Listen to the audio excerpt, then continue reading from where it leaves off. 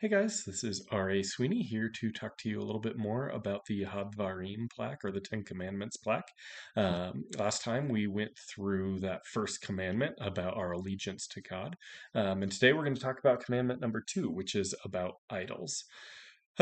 So the language here is probably a little bit foreign as well, because I kind of interpreted the command a little bit. So I translated it or interpreted it as "Do not make idols, because you are supposed to be Yahweh's idol." That's probably kind of a strange thing to say because we're trained to think that idols are inherently bad. But in order to really get what's going on here, we have to understand a few things. So, one, we need to understand what an idol is. So, in all sorts of cultures, people have built idols of their gods. And so it's usually a little statue made of wood or metal or stone or whatever the case may be, but it could be any number of things. But the idea is that the spiritual beings live in kind of a spiritual realm, and we live in kind of a material realm. And so, in order to get that crossover, there needs to be almost like a conduit or like a material like anchor for that spiritual being. Um, and so the idol is the way in which a god exercises its authority and its power in the material creation since they are in the spiritual creation. So, kind of that conduit idea. Um, Whether or not we believe that that's actually how things work, that was the belief, and that's what idols were for, was to bring that power. And it also is a symbol of authority. So you think of like Nebuchadnezzar when he builds this giant statue and he puts it up. Anybody passing by sees that and is forced to come face to face with like that person must be pretty significant, must be pretty powerful. And so it's a way of kind of exerting authority or demonstrating authority as well. So all those things kind of tie into what an idol does. That said, when you look at the Genesis 1 account of creation, so we've got 7 days, God spoke in 6 days to bring order out of chaos.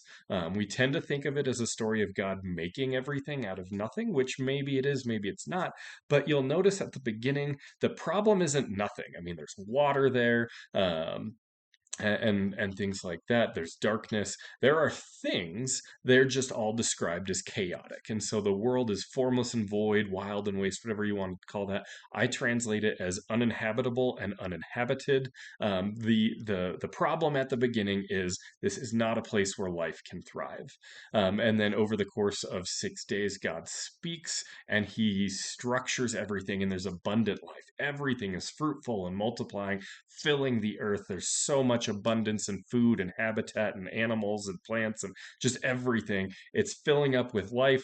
And then on the seventh day, God sits down in the middle of this garden paradise. We translate it as rest, but he's done with that type of work that he was doing. So he ceases from that type of labor.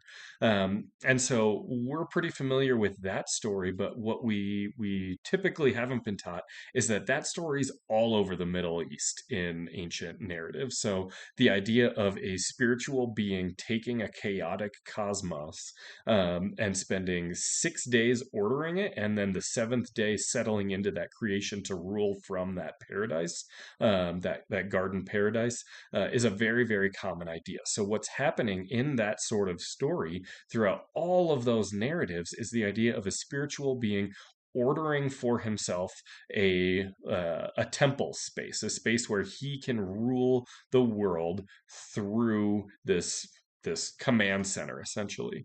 And the thing that you put in the very center of your temple is an idol. Um, and so you see that in all sorts of pagan temples. There's always the idol in the temple that you come and you offer your prayers to, your sacrifices to, all those things.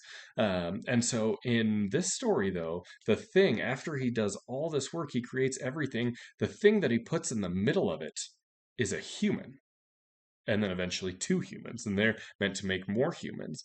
And so that's the surprising twist in the Bible's account of this story, is that there's not some stone or metal or wood idol in this temple. The temple is made, God's building his temple space, and in the middle of it, he puts as his idol humans. And so humans are supposed to be the conduit of his blessings, the conduit of his power, the symbol of his authority, the representation of his glory, all those things. That is humanity's job. So the idea that we would make idols is an abdication of our responsibility. Like, oh, I don't want to be God's idol. I'm going to make a different idol. So whether it's an idol to Yahweh, whether it's an idol to a different deity, we are not functioning as Yahweh's idol when we're making other idols. So um, it almost seems foolish once you kind of wrap your head around the idea. It's don't make an idol because you're that idol.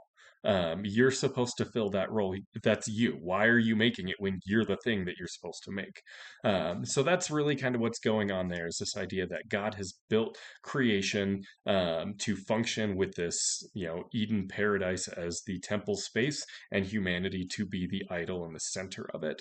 And so we are supposed to be the idols of God, and making idols would be one, inappropriate, and two, just foolish. So that's commandment number 2. Stay tuned and we will get into some more. Thanks, guys.